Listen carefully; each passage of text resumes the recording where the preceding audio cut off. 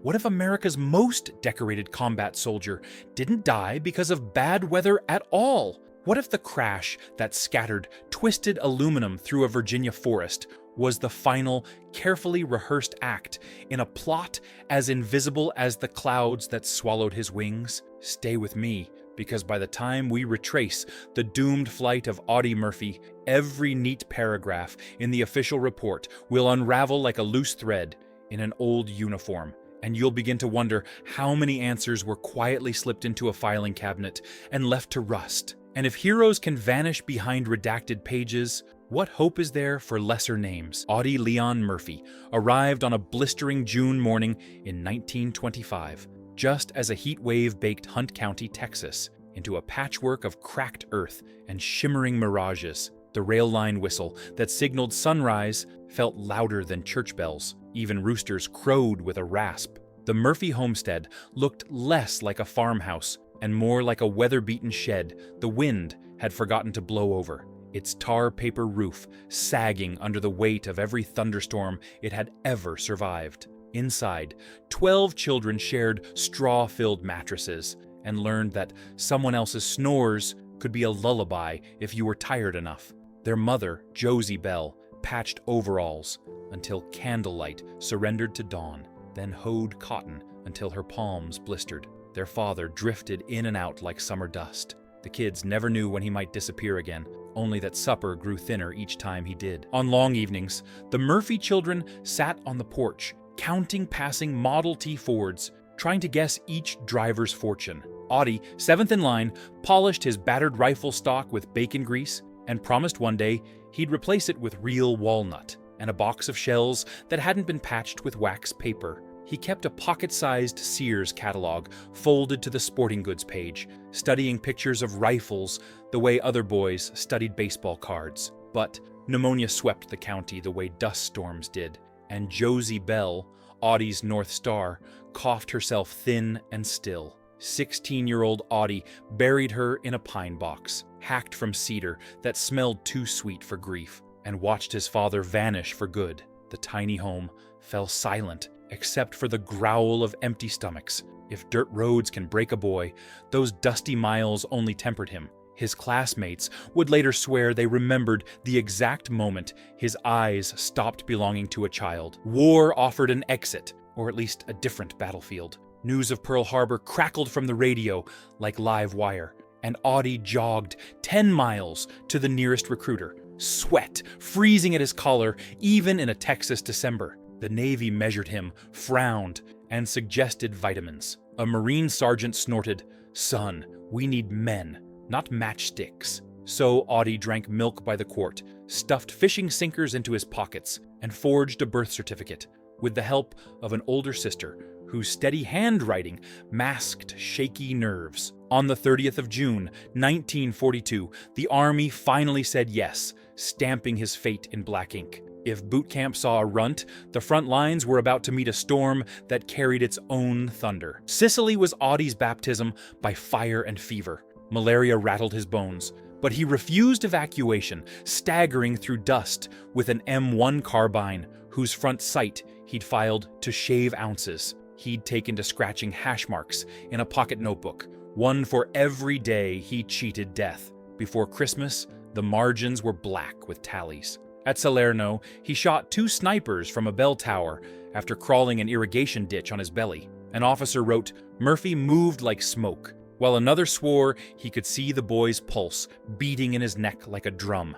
At Anzio, his unit was pinned by 3 machine gun nests. Audie inched through mud thick as tar, popped up behind the Germans, dispatched the gunners with a single clip, and waved his company forward as though signaling a freight train. Nothing, however, compared to Holtzwihr, France. Picture a frost-whitened field under a pewter sky with tree branches groaning under ice. At dawn, 128 men in Company B tightened their coat collars against the cold.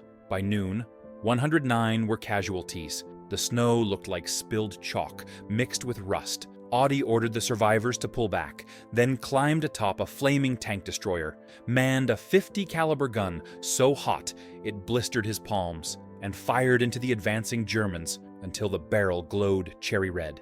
When the belt ran dry, he radioed artillery onto his own coordinates and LED a counterattack that scattered the enemy like startled quail. He was just 19 when the Medal of Honor clipped onto his uniform.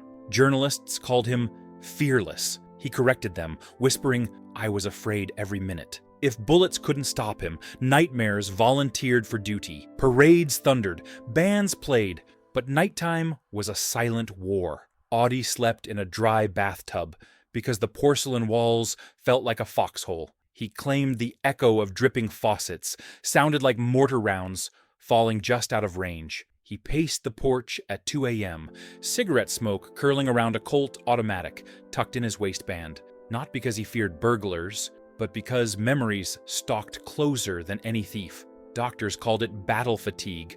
Audie called them demons. When a reporter joked that he must dream of medals, Audie's face went pale, and he said, "Medals make lousy pillows." He spoke on radio shows about trembling hands and flashbacks, told Congress invisible wounds can bleed harder than visible ones, and demanded psychiatric units at veterans' hospitals, even suggesting that brass should spend a night in the psychiatric ward before they approved war budgets. If the public saw a shiny hero, Hollywood smelled pure box office gold. Universal adapted his memoir to Hell and Back and insisted he play himself. Imagine reenacting the worst day of your life beneath studio lights. Audie did, tears streaking suit makeup while blank rounds popped. The film broke 1955 records, outgrossing even Mr. Roberts. Western scripts poured in. On each set, crew members noticed he flinched at unexpected claps of the slate.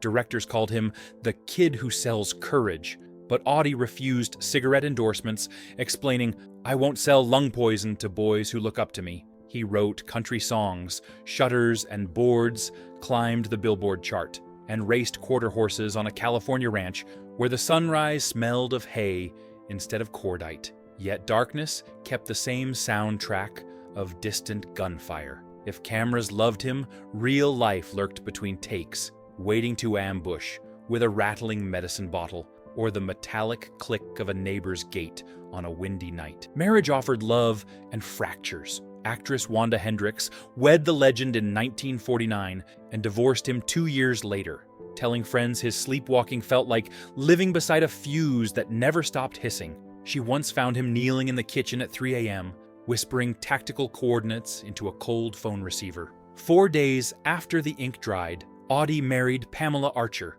a flight attendant whose calm voice could hush the wolves in his head. They raised 2 boys and tried to stretch paychecks further than horse feed and IRS letters allowed. A Texas oil lease bled 20 grand before the drill bit even kissed crude. Quarter horse bets cost more than they won. By the late 60s, agents from the IRS parked at the ranch gate like vultures waiting for a soft spot. If financial strain tugged at seams, a barroom showdown ripped the fabric. Spring 1970, Palomino Club, North Hollywood. A dog trainer mocked Audie's marksmanship, and the Texan answered by slamming a .45 slug into the hardwood floor, splinters flying like sparks. No one was hurt, but tabloids feasted on Hero Gone Wild. Sponsors backed away, scripts slowed, and bank accounts thinned. Enter Claude Lineberry, a silver-tongued businessman peddling shares in a Nevada quicksilver mine and a Virginia condominium venture, promising returns bright enough to blind an auditor. Lineberry's handshake felt like a promise made of sandpaper, warm yet abrasive. Audie signed tentative papers, and just when auditors thought they'd seen every forged invoice, one signature changed everything, then spotted forged invoices and offshore transfers. He began copying everything, stapling the proof into a fat manila folder locked inside a briefcase. But the briefcase's contents would raise eyebrows far beyond Wall Street. At night, he kept the case under his pillow, trading one pistol for another kind of ammunition. If daylight scorched liars, someone might dim the sun. Quick poll for everyone watching. Do you believe sabotage is ever really off the table? Type yes or no in the comments right now. And let's see where the room stands before we fly into the heart of this mystery. May 27th, 1971, Regency Hyatt Bar, Atlanta. Witnesses recall Audie nursing ginger ale. Booze triggered nightmares, while 2 investors grilled him about his accusations. A sideline waitress overheard him say, "If they think I won't talk, they don't know Texans." He patted the chained briefcase. "I've got everything I need right here to clean house." That evening, he phoned Pamela, promising to be home for their youngest son's school play. "I'll be on stage sooner or later," he joked, voice fading as static crackled. The next morning, pilot Herman Butler, grounded twice for buzzing cattle at treetop height, offered a hop to Virginia to inspect property. Storm advisories muttered through terminal speakers, but Butler winked. "We'll thread the needles." Audie hesitated, checked the heavy clouds, slid the chain of his briefcase around his wrist, and followed the pilot onto the tarmac. If fate set the table, the mountain beneath it sharpened its teeth. Thunderheads loomed like floating battleships, their gunmetal bellies alive with sheet lightning. Butler never filed an instrument flight plan, telling a refueler, "We'll stay low and ride the valleys." A commercial pilot later radioed, seeing the Aero Commander below the ridgeline, chasing shadows. At 11:51, radar techs in Roanoke spotted the blip veer north, hundreds of feet below the safe floor. They tried hailing. Static replied. 3 minutes later, a ham radio hobbyist logged bursts of Morse he couldn't decode, then a garbled phrase that sounded like, "Something's wrong with..." At 12:08, hikers on Brush Mountain felt the earth shudder, then watched smoke coil upward through a curtain of rain. Investigators arrived to find pine needles fused into molten aluminum. They logged a twisted altimeter missing its glass, a severed aileron cable kinked like a corkscrew, and one battered briefcase, empty. The second briefcase, listed on the manifest, never cataloged. The NTSB blamed continued flight into deteriorating visual conditions, pilot error, case closed. If ink dried fast, questions did not. Why did a state trooper's first memo mention 2 briefcases? Why had Butler dismissed a cheaper IFR charter pilot offered by the owners only hours earlier? How did a cable twist in midair? What happened to Butler's cockpit voice recorder, a unit that charter regulations required but searchers never found? Conspiracy boards ignited, mob debts, CIA gun running, whistle-blowing revenge. Aviation buffs pointed to sabotage, control cables cut, radio interference blanketing the valley seconds before impact. Skeptics countered with simpler math. Undertrained pilot plus angry weather equals obituary. But in 2001, a volunteer expedition unearthed wiring wrapped in gray electrical tape, not standard, to Aero Commander schematics. While a 2019 podcast surfaced an air traffic recording of 2 male voices on the emergency frequency shouting, "Pull up!" The tape was later labeled unintelligible. If hard evidence vanished, rumor rushed to fill the vacuum. Pamela Murphy took the charter company to court. An engineer testified a skilled pilot could have climbed out of the storm, provided full aileron authority, then admitted he'd never seen a cable twist quite like Exhibit 7.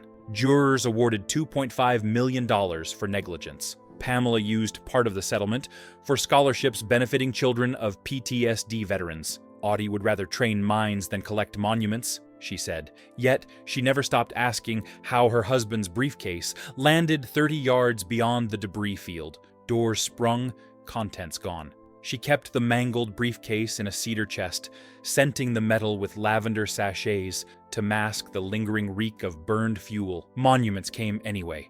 Congress declared June 20th Audie Murphy Day. Dallas painted its skyline red, white, blue in letters spelling AM. Greenville unveiled a bronze statue showing Audie reaching to lift an unseen comrade, not brandishing a rifle. Down the street, an antique store sells postcards of the crash debris, proof that mystery monetizes as readily as heroism. Every 5 years, a new author promises to close the case. One publisher even pulped a print run under legal threat, sending surviving copies rocketing in value. A retired FBI agent later admitted he'd once opened a counter-intel file titled Murphy, only to find it empty except for a single redacted page. The internet age turbocharged speculation. 4chan threads overlay Google Earth routes on vintage charts to argue the plane flew an impossible zigzag. Reddit sleuths calculate that at crash height,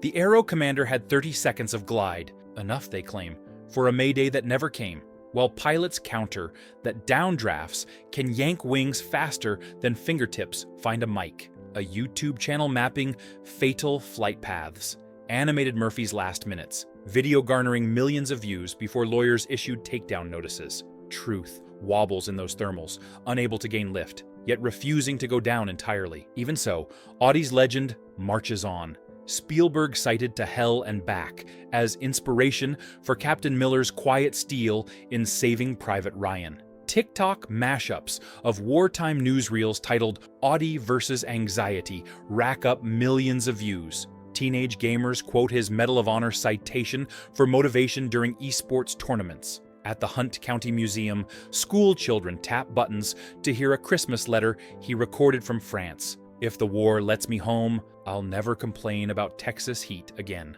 Local ranchers still claim wild Mustangs on the plains are calmer if you hum the chorus of shutters and boards. Each Memorial Day, veteran motorcyclists rev engines 19 times at the Brush Mountain Overlook. One salute for each year Audie had lived when courage and calamity first collided. Then lay 12 white roses, one for each Murphy child who lost a brother when the sky closed over him. So maybe Audie Murphy's final chapter was the tragic sum of bad judgment and worse weather. Or maybe someone clipped the wings of a man determined to blow a whistle far louder than Hollywood's applause. The only certainty is that a kid who survived malaria, snipers, and a burning tank destroyer never walked away from a cloud bank he might have outclimbed if his wings weren't quietly bent. Heroes can outshoot armies and still fall to forces they never even saw coming. And sometimes the greatest battles begin only after the war is over. Tell me, pilot error or something colder? Drop your theory below and smash that like button if you believe every mystery deserves daylight. Hit subscribe for the next chapter we'll pry open next week, The Vanished Starlet, because the past isn't done speaking and we've barely started listening.